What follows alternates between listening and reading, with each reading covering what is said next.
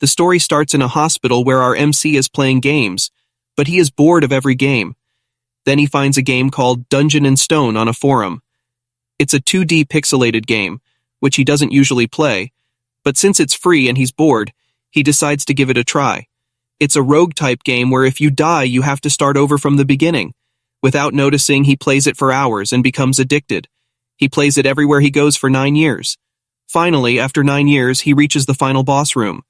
After opening it, he receives a notification that the tutorial is complete.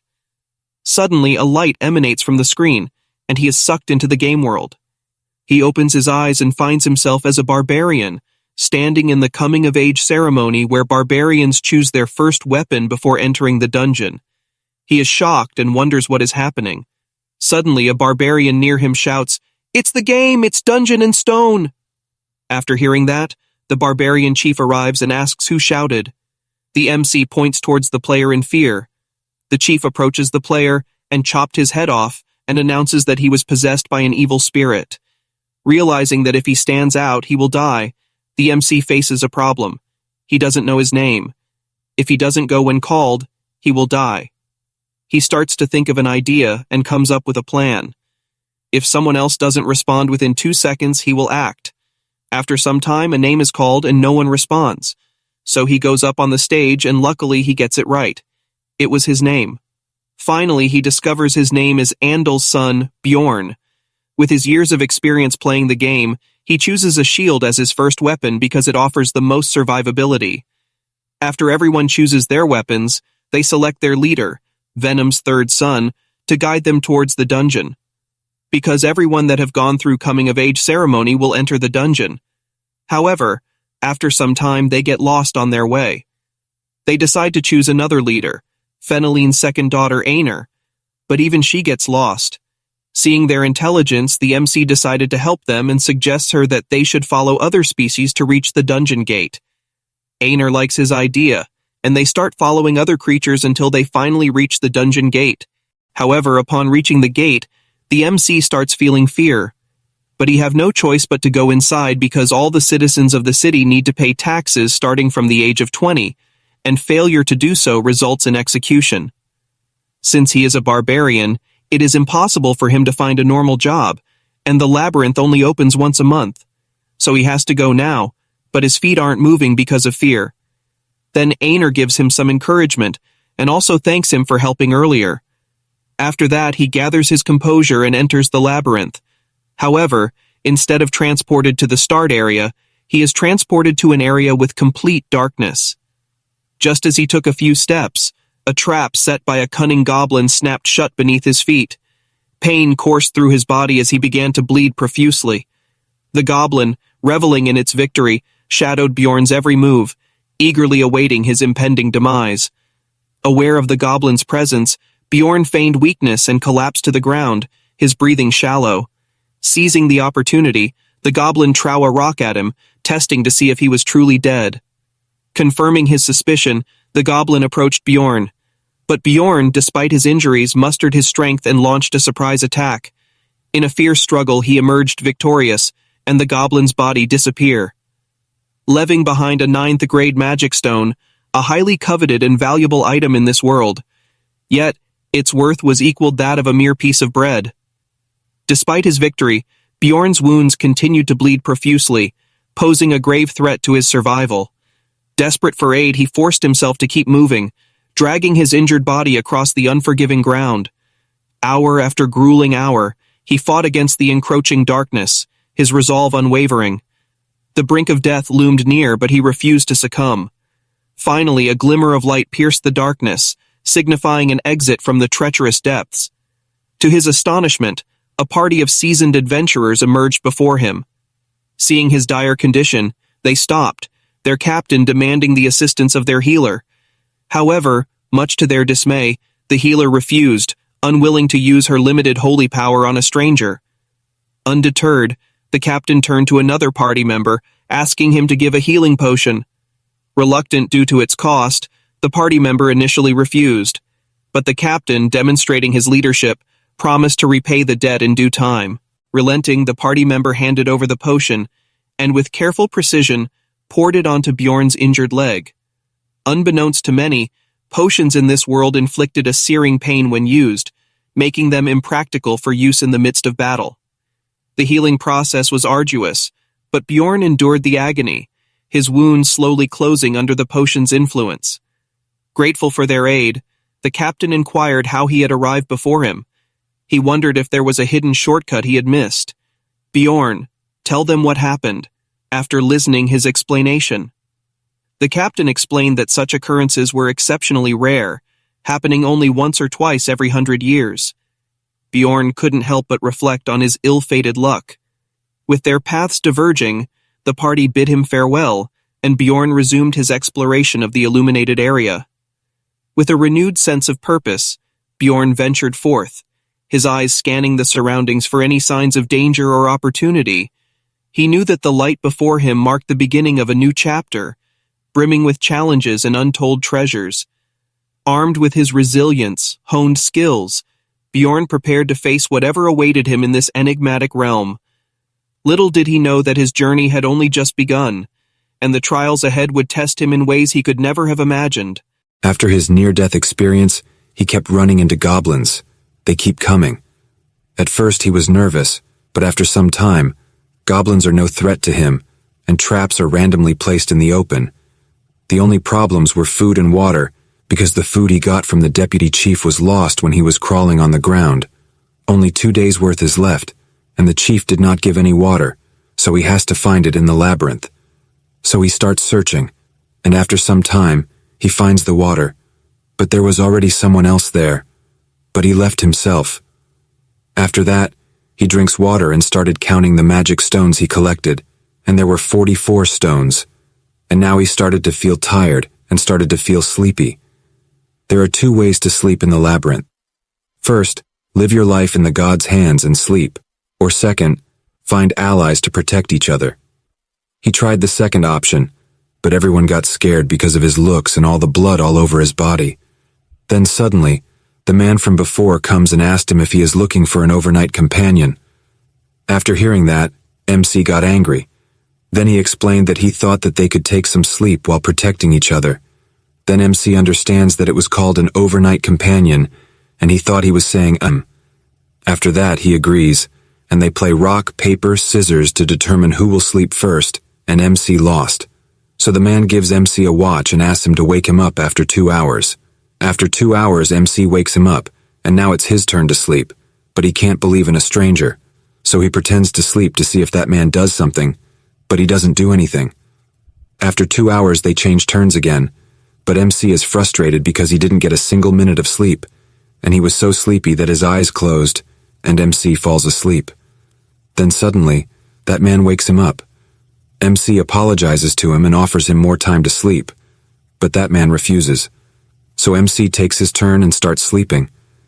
After some time, that man comes and attacks him with his hammer, but MC blocks it and says he knew that there is no one that kind in this world who forgives and does not take the offer to sleep.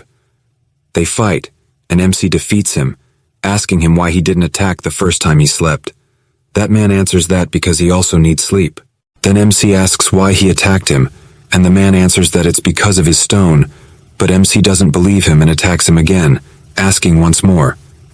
That man explains that it's because of his heart, and tells him that a barbarian's heart is used for new magical research and sold for a good price. After saying all of that, he starts begging to be let go. Everyone in this world thinks barbarians are stupid and naive. Most of it is true, but our MC is a human inside a barbarian. So he kills him and takes his items. He have many items, like potions. MC starts to think that after only a few hours since he came to this world, he killed someone, and only after killing a man, he is now living like a man. After that, he started to hunt again, and goblins started to come in pairs because it's the second day. But it's not a big problem for our MC. He hunts for 14 hours, but now he started to feel very tired and needs sleep. Because of the previous incident, this time he chose the first option and tried to sleep alone, hoping goblins won't come, but goblins keep coming.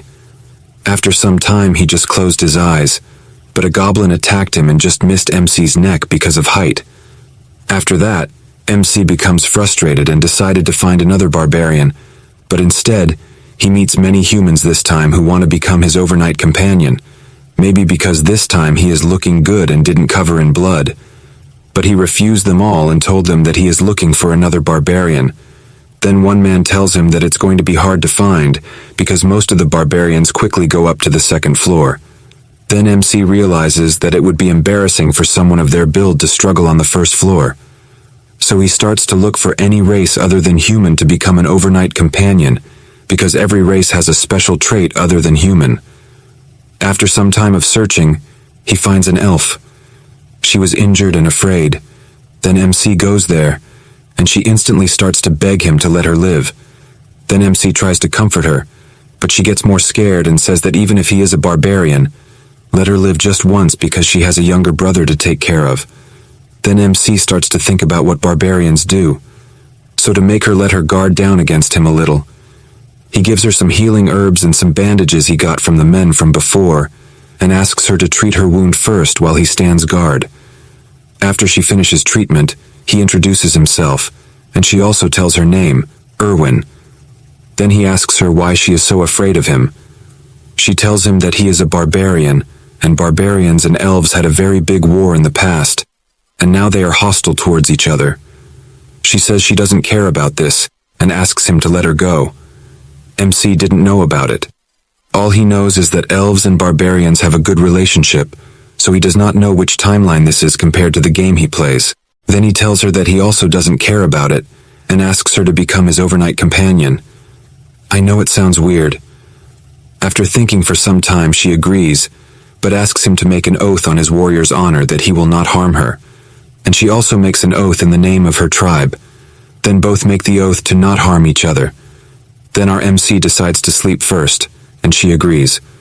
So he gives her the pocket watch and asks her to handle it with care because it's expensive.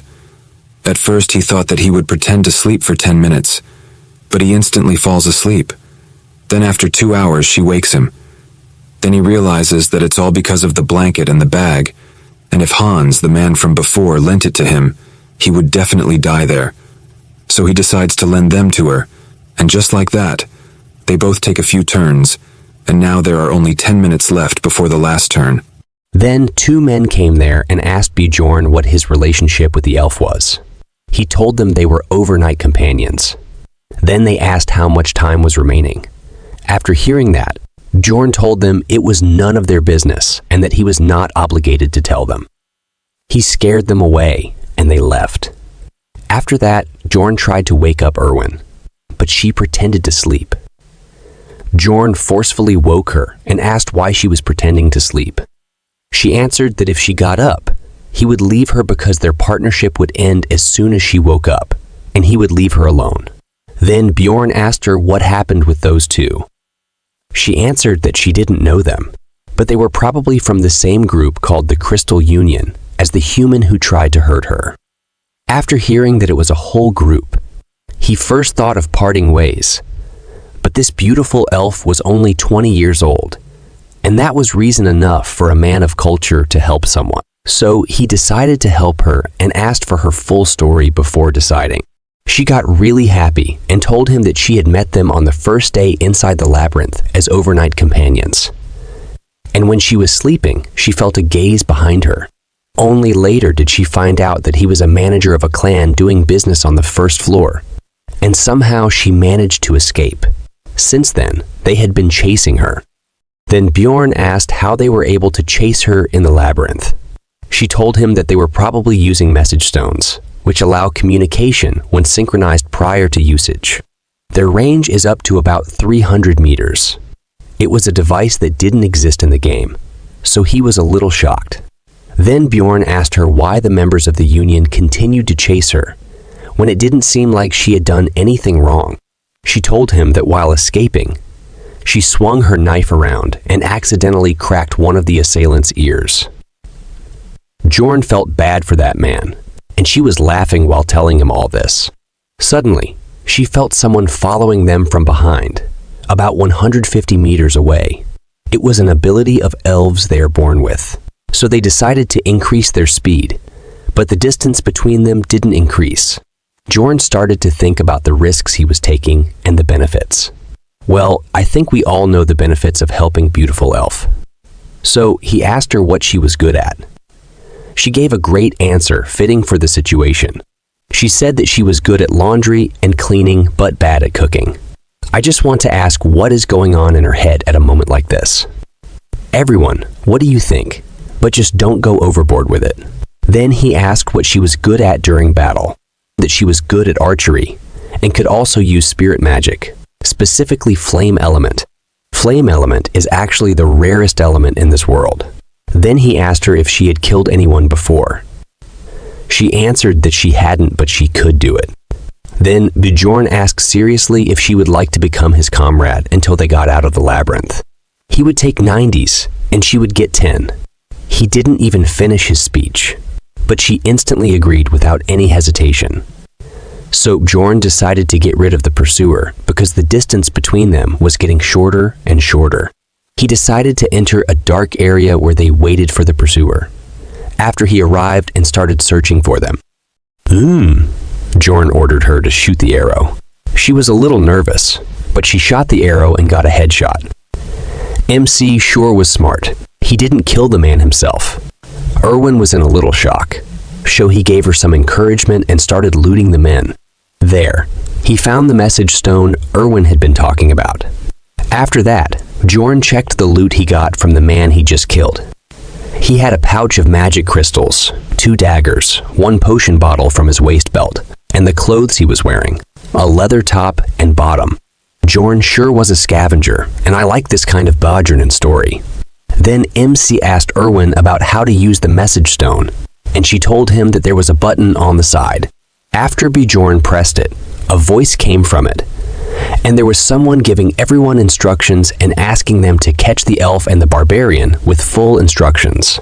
He also placed a 10,000 gold bounty on their heads and asked everyone to gather at the Goblin District, which was where Bjorn and Erwin were currently. After hearing that, Erwin got scared, but MC asked her not to be scared, and they moved up to the 2nd floor. After hearing that, she asked if they were really going to the 2nd floor by themselves, as there was a huge difference between the 1st and 2nd floors. Bjorn said he knew it and told her that they would just stay near the entrance, and they were also a good match. She got flustered after hearing that, but she still hesitated to go to the 2nd floor. Then, suddenly, a voice came from the message stone, saying that whoever found the elf first could enjoy her first on top of the 10,000 gold. Then another man's voice came, saying that if she was too resistant, could he cut off one of her arms and legs. Then that man asked if they should just leave the important part, and he asked if they all knew what he meant, right? After hearing all of that, she immediately agreed to go up to the 2nd floor. This makes Bjorn's work easy and saves his time. He always likes to help people in need when it is beneficial to him, of course. When a chance like this comes, of course, he will take it.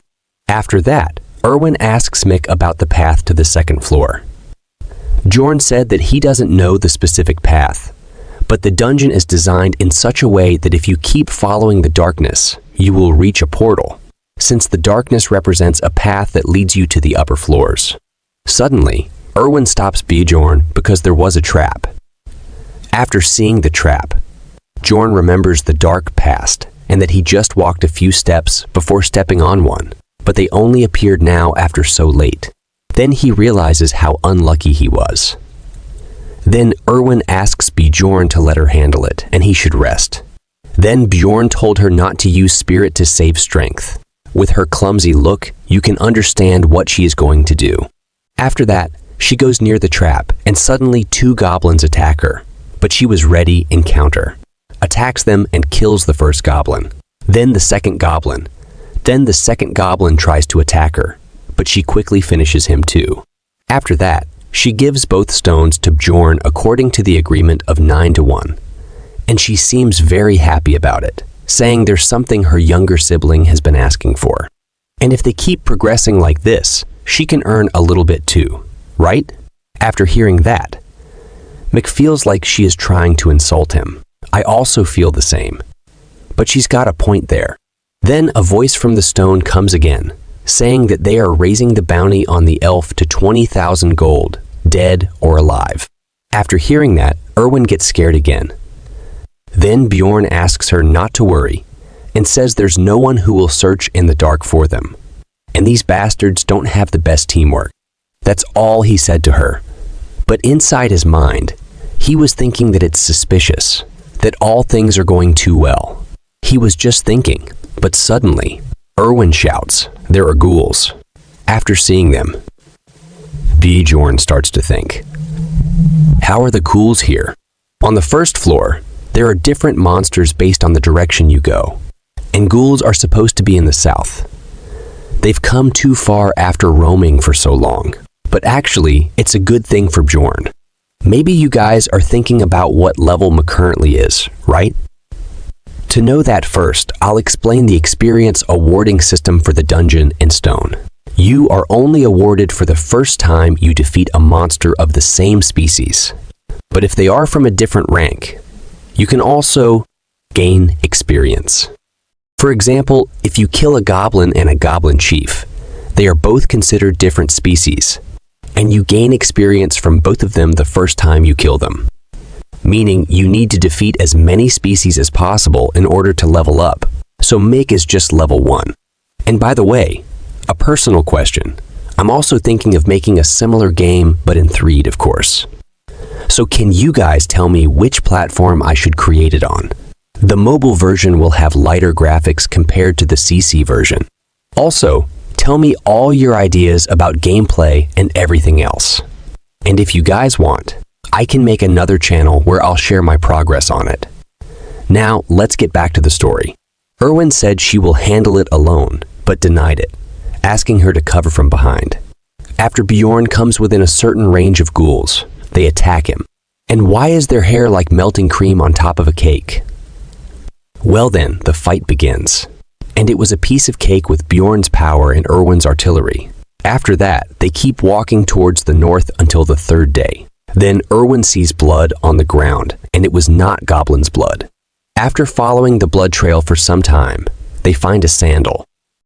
And I think everyone knows about the dark past of Mech. After seeing that, the portal was less than 10 meters away from his starting point, and if only he had gone in the other direction. Just how much bad luck does he have? Because anyone who opens the portal first to the 2nd floor gets 2 experience points.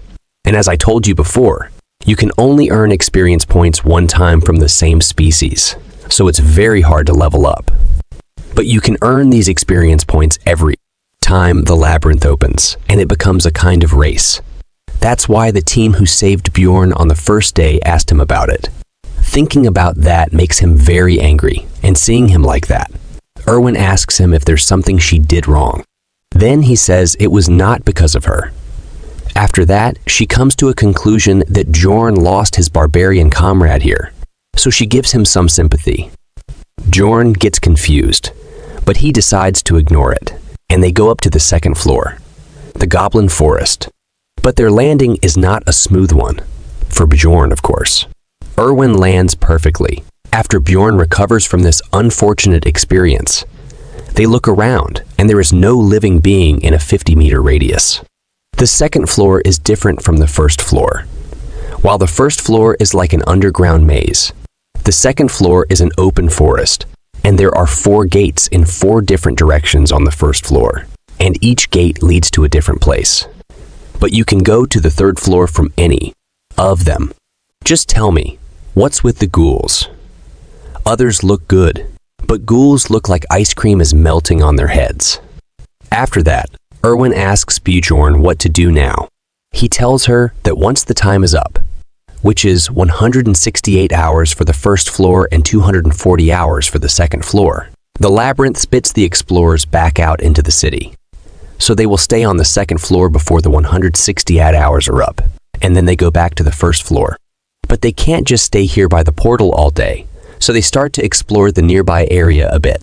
Soon after some time, Erwin finds a trap, but Bjorn didn't see it.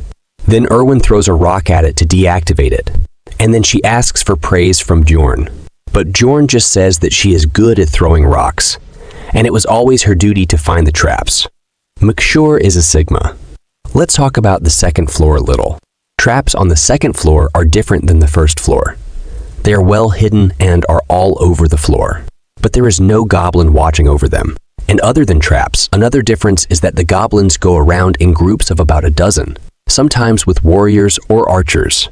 And there are more high-ranking monsters the farther you go towards the exterior of the forest. Continue the story. Bjorn and Erwin started exploring the goblin forest, destroying traps in their way so they wouldn't cause any trouble later when monsters attack. Soon, Erwin heard footsteps of the goblins and asked Bjorn what to do. Bjorn asked her about the number of goblins, and she answered that she doesn't know the exact number, but it's more than 10 for sure. After hearing that, he decided that they will attack them and asked Erwin how close they can get without being noticed. She answered that on her own, she can get to about 30 meters away from them. Then, Bjorn said that they will go with her plan. First, Erwin goes near them and shoots the first arrow. Then Bjorn will attack them. However, the second floor is different. There are 3 times the amount of goblins from the first floor. And there's a goblin warrior too. Yes, this guy with the knife-like sword is a goblin warrior. And it should be scary face so many goblins to gather. But instead of being scared, Bjorn's warrior's heart was twitching. He was feeling excited. It reminds me of the Overlord manga where Ainz's emotions automatically get suppressed. With this sense of excitement, he started to crush them one by one, but dealing with the goblin warrior isn't easy. He almost chopped Bjorn's head off and surrounded him with other goblins. The situation became quite threatening, and he might also get injured, but that's if he was alone, of course. But with a trusted partner like Erwin, his back is covered, and he quickly finished them all. He gained 1 experience point for defeating the goblin warrior for the first time, and 11 magic crystals. But the warrior's weapon and armor disappeared with the goblin. The warrior stone has more value than a normal goblin of the same rank. So he decided to give Erwin 2 normal stones. She looked very happy. And after that, they started moving again. Once they went farther out than a 3-kilometer radius, they began to come across goblin groups every 5 minutes. This time, there's an archer among the goblins, and as soon as he saw them, he disappeared using stealth magic. It became difficult because of the goblin archers. But it wasn't enough to defeat Bjorn. He just had to focus a little more to dodge the arrows coming towards him, and he easily defeated the goblin archer. After 15 hours of fights, they decided to take rest. And Bjorn gave Erwin the first chance to sleep, and she instantly fell asleep. Then Bjorn started thinking that explorers are scarier than the goblins, especially now that he has a reason to be worried, and it's a problem that she's so pretty. He said it out loud, and Erwin woke up instantly and asked him if she is really pretty. But Bjorn asked her to sleep. Well, it shows that she was not stupid and is always on her guard. And just like that, the 4th, 5th, and 6th day passed, and it became the 7th day, the last day, and it's finally time to leave the labyrinth. Bjorn told Erwin that it was finally time to leave the labyrinth. There were only 2 hours and 47 minutes until the first floor would spit the explorers back out. Erwin told Bjorn that she's so tired that she will immediately fall asleep as soon as they're out. Bjorn told her that they should go back now because they should get to the portal earlier rather than late. Of course, things would get a bit tricky now, because the goblin groups had respawned and put down new traps all over the place. Erwin also sensed a goblin group 70 meters away from them with 8 regular goblins, 2 archers, and 2 warriors. Bjorn decided that they will fight. Goblins were just chatting and laughing. And just like before, Erwin shot from afar and popped one of them in the skull, leaving the other goblins stunned. Then Bjorn charged in with his fierce look, scaring the goblins, and he started his attack. He knew that Erwin would take care of the archers, so he focused on killing the warriors first. Bjorn had become a master at fighting goblins, swinging his hammer around and hitting them all to their death in each shot. Erwin also got used to it.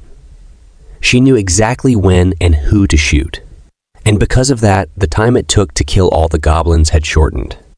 He praised her and told her that she did a good job, and she loved having Bjorn's approval. But he told her to tell him when she kills the archers so that he doesn't have to worry about getting shot while fighting. She apologizes and tells him she wasn't sure if the last one was hit or not. He is a bit confused, but agrees that unconfirmed information would be more dangerous. While Erwin just smiled and waited for a response, he was thinking about how much he's grown. He's actually kind of proud, but I doesn't know who he is proud of. To me, it looks more like self-appreciation. Suddenly, Erwin calls Bjorn's attention to something cool near a dead goblin. Its corpse hasn't fully vanished yet. Rather, it has a blue aura around it. Bjorn notes that this essence particularly belongs to the goblin archer.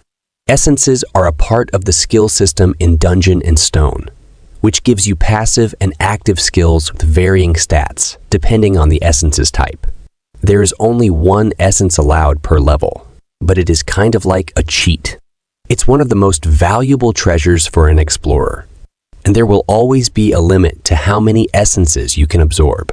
He remembers his early days of playing the game and recalls how each goblin has a different ability attached to their essence, and your fate will depend on which essences you take.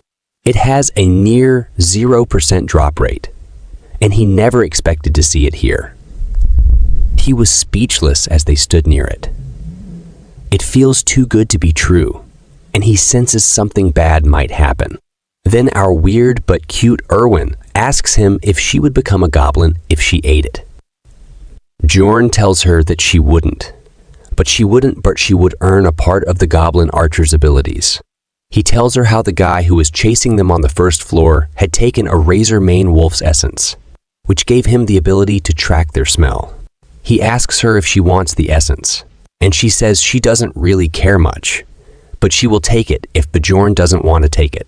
Bjorn doesn't care about the goblin archer's essence. He's a barbarian, and he already knows what essence he wants, and this essence would be useless to him. So he tells Erwin that she can have it, but she must promise him something. This is something he was originally going to tell her once they got to the first floor. But right as he was about to speak, they were interrupted by a man calling out to them. It's a group of explorers. He tells our protagonist not to move a muscle. Erwin asks him what he means and mentions that they were just hunting, but Bjorn knew the true purpose of these people arriving. He puts his hands on Erwin's shoulders and says she doesn't need to answer them. Erwin looks confused for a moment. Right then, Bjorn throws her into the goblin archer's essence, and she lands directly on top of the essence, and a bright light emerges from the essence, covering her. The man, who looks like he's from Naruto anime, starts screaming out of rage because Erwin ate the essence and is now fusing with it. He claims that the essence belonged to them. Erwin stands up and leans her back against Bjorn, thanking him for the essence. Bjorn knew that he would eventually run into people like these. People who wait until they see an opportunity to grab something from unsuspecting explorers. However, they couldn't do anything about it now that Erwin had absorbed it, and it was gone forever. Bjorn took a step forward and told them to come at them if they wanted a fight. He was confident, showing no fear as he looked towards them. He knew they were at a numerical disadvantage, so they needed to show confidence and boldness. That group started getting nervous, looking at the oversized barbarian with his hammer in his hand. He sure was intimidating. He told them he was ready for a fight if they wanted one, but if they were scared, they could back off. It looks like we are going to see some real fight very soon. But for now, we have to wait because that group decided to go from there. But before they left with a warning to Bjorn that they will come. After that, Bjorn and Erwin start running towards the portal, and Bjorn tells Erwin not to stop until she reaches the portal. She runs at the fastest speed she can while asking Bjorn if the 4 from earlier are gone, or whether they'd chase them. Bjorn remembers how they threatened him that he would get revenge for the essence, and even if they didn't follow them, they would probably end up in the same place, which confuses Erwin. Bjorn tells her that they were a party of 4, which is a good number for a second-floor raid. But they were loitering around the entrance, which means they were planning to go back to the first floor and leave the labyrinth, just like them. They were doing the same thing as them, and Erwin appreciates Bjorn's ability to think critically. Well, for others, he is a barbarian after all.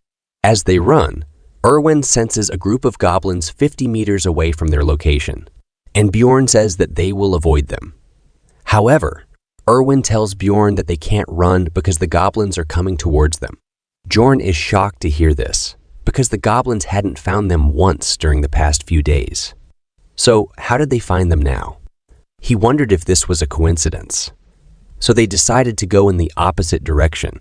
As Bjorn made a quick turn, Erwin was agreeing with him, but suddenly an arrow comes flying towards her.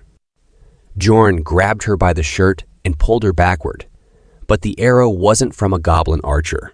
She says she was going to dodge it herself, and Bjorn says that it's the guys from earlier who shot at them. He tells Erwin that they lured the goblins to their location, and they're waiting on the opposite side. They were planning to tire them out with goblins, and now they had no choice but to fight. He told Erwin to use her powers. She is confused as to what powers he means, and he tells her to use the essence's power that she had acquired by eating the goblin archer's essence. You see, every essence has its own special ability, and since Erwin had absorbed the goblin archer's essence, it would give her special powers. It would increase Erwin's stats in many ways, as you can see on the stat window. Alongside that, it adds a passive and active skill, which can be quite useful in situations like this. She had gotten a passive skill that made all her arrows poisonous, while also giving her an active skill that made her stealthy. Erwin tells him that she doesn't know how to use it, and he just looks at her and tells her that it's already working.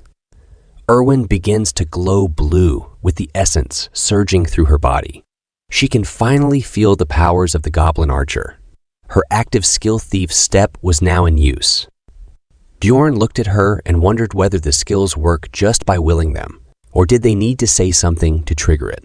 Meanwhile, Erwin is just enthralled by her new powers. He hands her his bag, telling her to keep it safe. He was going to handle the goblins on his own, and she can look for the guy with the crossbow. Erwin is worried for Bjorn because it would be too dangerous on his own. However, he doesn't care at the moment. He tells her that there is no time to think. He tells her to stay hidden, and when he gives the signal, she must kill the guy with the crossbow. There would only be one shot. After that, he runs into the forest towards the goblins without even telling her what the signal would be. After some time, he stops, because goblins were surrounding him from the left while rushing into the goblins headfirst. Bjorn notices how those guys haven't shown themselves since they shot at them with a crossbow. Early on, he assumed that they would show themselves once he killed all of the goblins, and he began the killing spree. Blood splatters were everywhere as Bjorn was killing the group of goblins. There were a dozen of them. 2 of the goblins were swordsmen or warriors, but there were no arrows flying towards him. There were probably no archers, or so he thought. But an arrow comes flying his way, so he blocked it with his shield, and he now knows there were archers too. Then he felt something pierce his back. It was a goblin with a dagger who stabbed him from behind. He threw the goblin off and bashed its head in with his shield. He was fighting the goblins to the best of his abilities. But he also remembered the crossbow guy was there too, and he didn't have Erwin to help him this time. The injuries were piling up as they were cutting Bjorn up. It was looking like the attack on Titans. But he didn't let up though, as he slammed his hammer onto the goblins and killed them all. They turned into smoke, and he realized that things were getting a bit too dangerous for him. Suddenly, 2 arrows shot in his direction at once. He had to dodge them, but he realized that they were both different markings. One belonged to a goblin archer, and the other arrow was from the crossbow guy. It was impossible to block both arrows, and now he had to pick and choose which arrow would be more dangerous to get hit with. So he decided to block the crossbow bolt, and as he blocked it, the goblin arrow had pierced through his elbow because he simply couldn't have blocked shots from both sides. His arm was wounded and bleeding, not to mention the goblin arrows seemed to have been poisoned. His arm was turning purple, and he couldn't feel any movement within it. He only had his right arm, and he needed to choose between his weapons now. So he let go of the hammer, knowing it wouldn't be much help. He pulled the arrow out of his elbow and chose the shield. It was his original weapon. He knew that the real enemy was that group of scums. If it weren't for them, the goblins wouldn't have been much of a threat to him. He could easily kill goblins with the hammer, but the shield was necessary to protect himself from those crossbow bolts. Bjorn kept slamming into them with his shield. He was flinging them around like they were nothing, sending them flying far away with each hit. But it was not enough. Eventually, he had enough, and he got angry. As he gave the goblins an angry look, the remaining goblins began to run away. As they ran away, Bjorn had one slight moment of rest. He managed to hold on long enough, and he knew he didn't have to chase them down. The group started to emerge from the bushes. They were hiding in there for too long. Their leader smiled and looked smug. He respected Bjorn for getting rid of all of those goblins on his own. He found it impressive and quite unexpected as he walked out with his two other companions. The crossbow guy didn't come with them, but he noticed and asked him the whereabouts of Erwin. With anger, he just tells them to come and fight him. Then their leader says that it is truly impressive that he still has energy despite fighting all of those goblins. However, he was sure that Bjorn was severely injured by this point and gives him the option to tell him where Erwin is, and they would let him go. Bjorn smiles. He wondered if they thought he was stupid, but Bjorn, laughing, annoyed them, and they decided that they should fight him first and torture him later for the answers. He tells his crew not to let their guard down, even if Bjorn is injured. They were going to take this fight the same way as they would while hunting a giant monster. They decided to rush and attack Bjorn as he held his shield up, ready for their attack. But his situation was dire. His left arm wasn't moving, and he was going up against 3 explorers. He wondered whether Erwin found the crossbow archer yet, but he needed to send the signal now. But he knew that the signal had to be something unique, something that this world's people would recognize. He knew what he had to do. He smiled as he raised his poisoned arm up and showed them his middle finger. As he put his arm up, he looked very pleased with the signal. Well, it's a good one. What do you think will happen if Erwin got confused with it? As all of you know how clumsy she is. I also have a story, a dark fantasy one. So I just want to know how much darker I keep it. It is going to be similar to Remonster.